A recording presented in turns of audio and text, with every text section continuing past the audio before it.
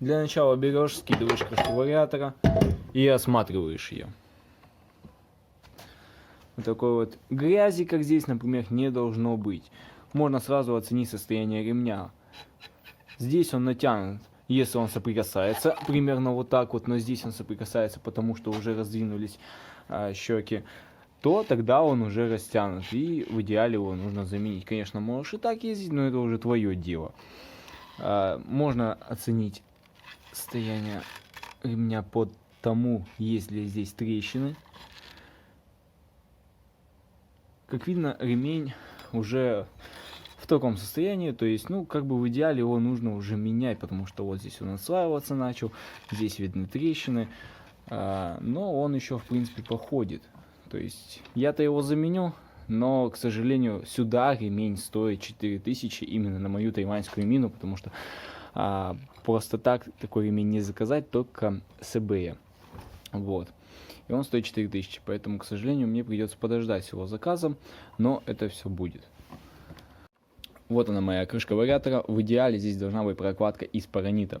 Можно, конечно, использовать, к примеру, герметик, но понятное дело, то, что если один раз сняли, то снова нужно герметик наносить, а так вы можете много раз снимать крышку вариатора, если у вас паранитовая прокладка, и все будет отлично. Дальше, грязюки вот такой здесь не должно быть. Естественно, я живу в деревне, сюда попадает пыль через вот эти отверстия, то есть это крышка вентилируемая. Вот, видно, что пыль попадает. Поэтому так и так мне приходится часто обслуживать этот узел. То есть, имею в виду полностью вариатор, и крышку вариатора тоже смазывать кикстартер. И, ну, естественно, весь вариатор обслуживать. Еще я так думаю сюда установить какой-то фильтр, то есть я разберу этот узел, посмотрю, что там, но как я вижу, там нету никакого фильтра, то есть фильтр для крышки вариатора, например, как на Suzuki Адресе, там этот фильтр есть на 110-м, вот, и попробовать здесь тоже типа такого сделать, ну посмотрим сейчас разберемся совсем. Можно купить съемник, можно сделать и тому подобное, но естественно, я купил съемник, но он еще не пришел, поэтому мне приходится снимать это все головками. Да. Черт.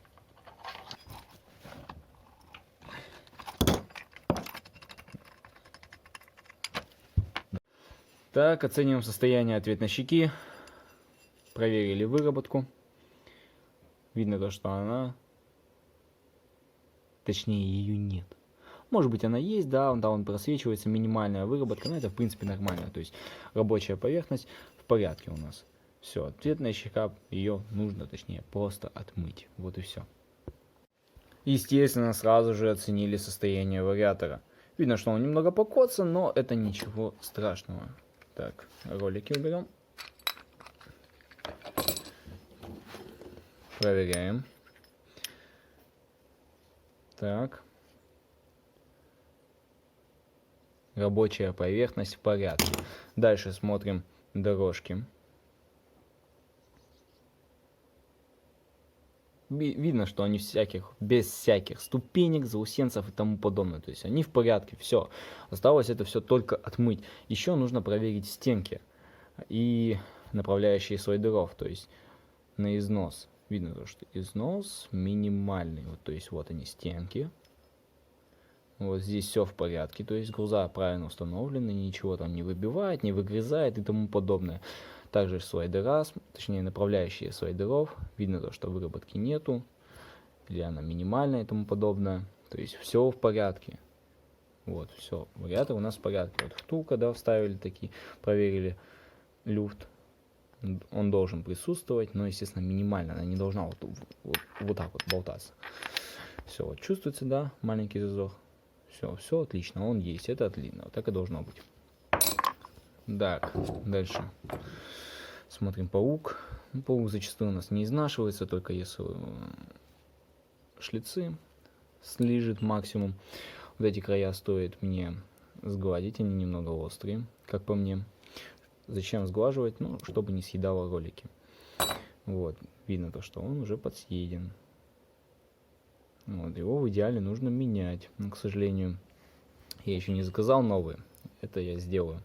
Еще это, естественно, Malossi Multiwire. Все должны устанавливаться ролики размером как на Dio. У меня стоят отжогы, и получается вот так вот. Естественно, это ненормально. То есть нужно менять, потому что, ну, как бы, скорее всего, со временем съест какую-то из стенок. Или сломает. Ну, скорее всего, вот эту, потому что в ряд это у нас крутится вот так. И все давление приходит на вот эту стенку. Ну и вот ее, скорее всего, и сломает, поэтому нужно покупать нормальные глаза. Без съемника снимать торг-драйвер, это, ну это жесть. Реально. Вообще не люблю это дело, потому что съемника у меня нет.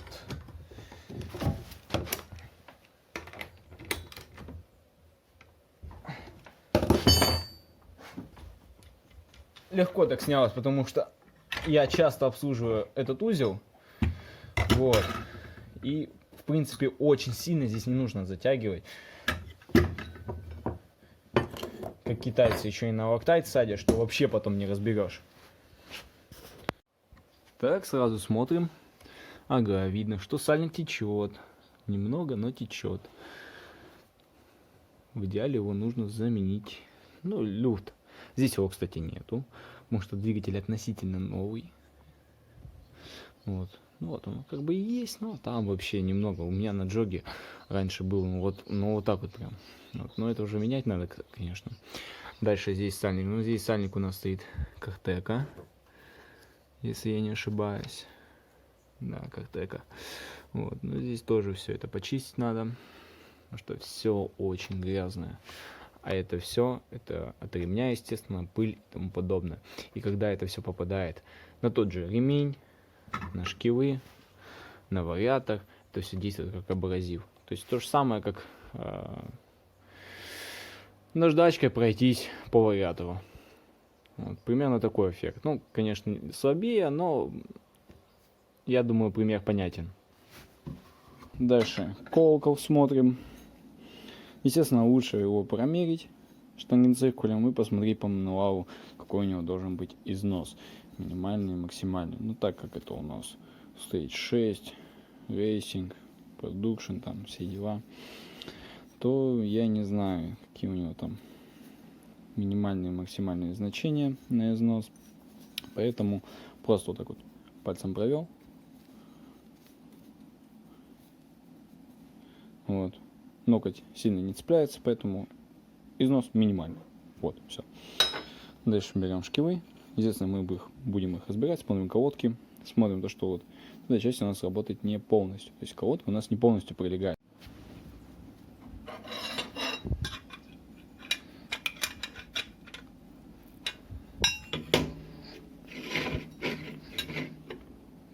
Так, куда свет делся? Алло, не понял. Да будет свет. Блин, жесткая пружина, главное, чтобы не отлетела. Надеюсь, все будет в порядке. Ух ты. Так. Видно вон там вот свой абразива. Грязь, пыль и тому подобное, которая не должна быть здесь быть. Вот. Ну, в смысле, не должна. В ходе эксплуатации, конечно, появляется, но это надо все вычищать. Вот. Наша пружина. Malossi. Вот. Сюда она вылезает дуговато. Вот. Поэтому больше пружину не поставить. Ну, имею в виду по толщине. Вот, потому что не дает вот этот вот стакан. Ну, конечно, его можно там подровнять, все дела, и поставить толще. Дальше смотрим, летят ли у нас щеки относительно друг друга. Вот. Можно это делать, когда у вас стоит торг-драйвер, ну, то есть сборе сцепления уже. Вот. И вот так вот качать в разные стороны. Тоже можно понять. здесь ничего нету. Просто все идеально. Оно и уходит вон. Оп. Туговато. Вот. Это хорошо. Все хорошо. Без заеданий и тому подобное. Обычно оно легко снимается, а в моем случае снялось туговато. Почему? Видите герметик? Он здесь потому, что вот эти вот уплотнительные кольца уже не держат. Вот, и вся смазка вылетала. Чтобы хоть как-то ее сдержать, я смазал здесь герметиком. И все, ничего не вылетало, все отлично. Вот. Надо бы купить такие уплотнительные кольца, но я, к сожалению, не знаю где. У нас смазки здесь как-то маловато, если честно. Вот здесь. Вот, смазку я использую, сейчас покажу какую. Вот, смазка Абра для суппортов, то есть синтетическая, выдерживает 233 градуса. Для направляющих суппортов, если что. Вот. Высокотемпературная, естественно, ну, 233 градуса. Вот, ну здесь она осталась, это я еще тут руками подмазал, уменьшил ее. То есть, в принципе, держится нормально все.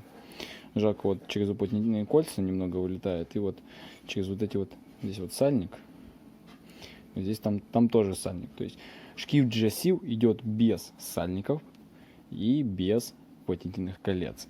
И когда я снимал со старого шкива, то, ну, возможно, их немного повредил, и это все потихонечку вылазит.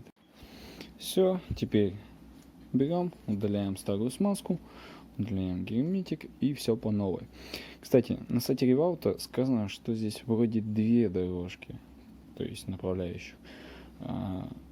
Но я посмотрел, ну, получается, вот 2, вот 2 и вот еще остаются. То есть получается и тут 3 разных положения. Я вот смотрю, не могу понять, насколько они разные. То есть по мне они все одинаковые. Как-то у меня не получается найти разницу между ними. Так, все, берем так шкив. Вот, кисточка туда, конечно, не подлезть, но бензином вот так вот раз. Проливаем там. Все это очищается и тому подобное.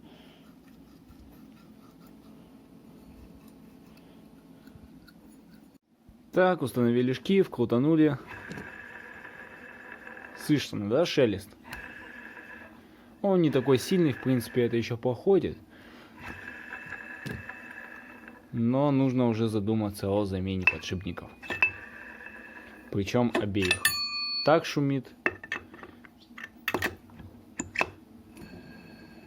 И так. Но так, конечно, слабже.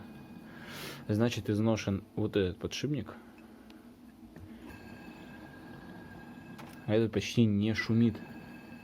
Но я бы его тоже тогда заменил бы, потому что, ну, лучше сразу 2 поменять. Но, к сожалению, сейчас на данный момент у меня их нету, поэтому нужно будет задуматься о замене. Все, вот этот шкив я просто протер тряпочкой. Вот. Можно промыть, но тогда нужно снимать вот эти уплотнительные кольца. Вот. Я не захотел их снимать, мне было лень. Я так тряпочкой протер, все чистенько. Также, естественно, нужно смотреть состояние шкивов, чтобы не было выработки, то есть, чтобы они были гладкими. Давай, фокусируйся. Бог с тобой. Ну, вот, это тоже шкив осмотреть. Царапины, ничего страшного. Выработки нету, все, ничего не цепляется. Все, можно устанавливать. Наверное, я слепой, потому что я вообще не пойму, где здесь разница. Ну, то есть, вроде да, вроде есть. То есть, вот это более прямая, вот это более косая. Это более тоже прямая. Вот. Вроде да, вот есть разница. Ну что, попробуем вот эту дорожку. Так. Походу тут только опытным путем можно определить, потому что я вообще разницы не вижу. Вот, но она есть, я пробовал, где-то так едет, где-то, ну, типа со старта плохо едет, где-то нормально едет, я просто уже забыл, вот, и я даже не отметил, как у меня стояли направляющие, поэтому, возможно, я буду не один раз его разбирать. Ладно, бог с ним, типа, смазываем. Берем смазку. Некоторые смазывают сначала тет-шкив, то есть намазали сюда и одевают. Но смысл, если здесь сальник? Ну, как бы, да, смазка некоторая проникнет, но большая часть сюда попадет. Вот. Здесь она как бы, ну, не нужна. Вот, поэтому можно одеть, но одевается он туговато здесь.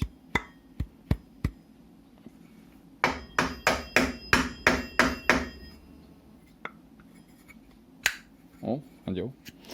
И все, и вот сюда вот видно здесь бортик, и напихать смазки.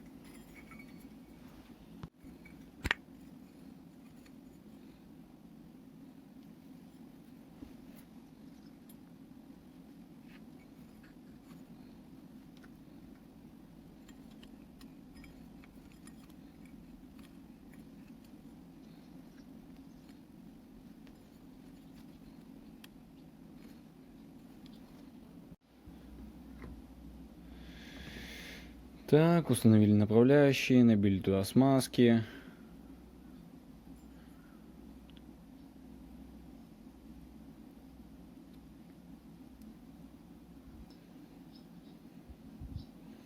Естественно, не забываем, перед тем, как использовать герметик, нужно поверхности обезжирить.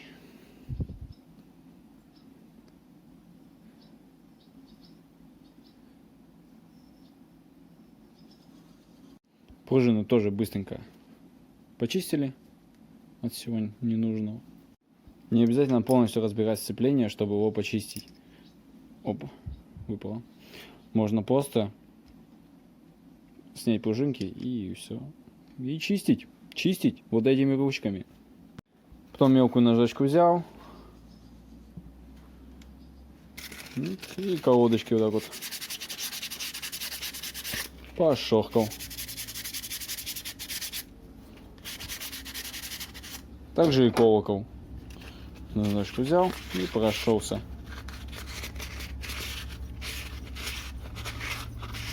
Все, шкив готов, сцепление готово.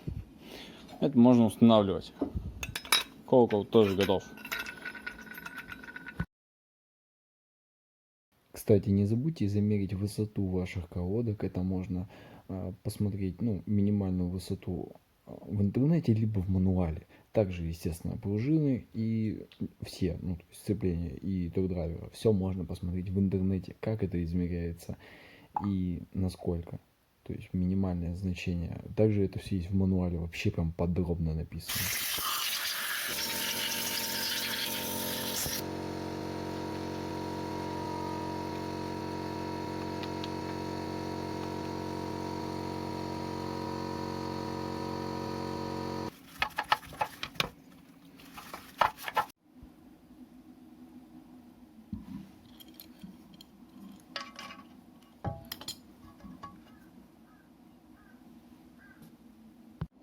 Ну и все, дальше очень все просто.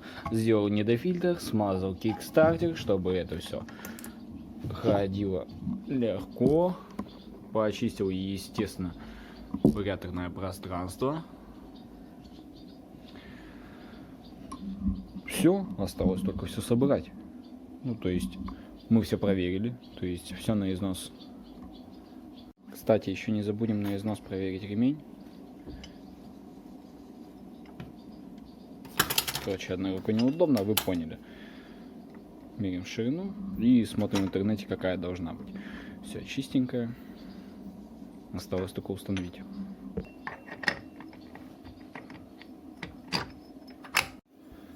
Так, сюда добавляем смазку Абра. Потому что там подшипник. Такую же смазку, которую забивали в направляющие. И все. А, нет, надо протереть сначала лишний. Устанавливаем, сушим.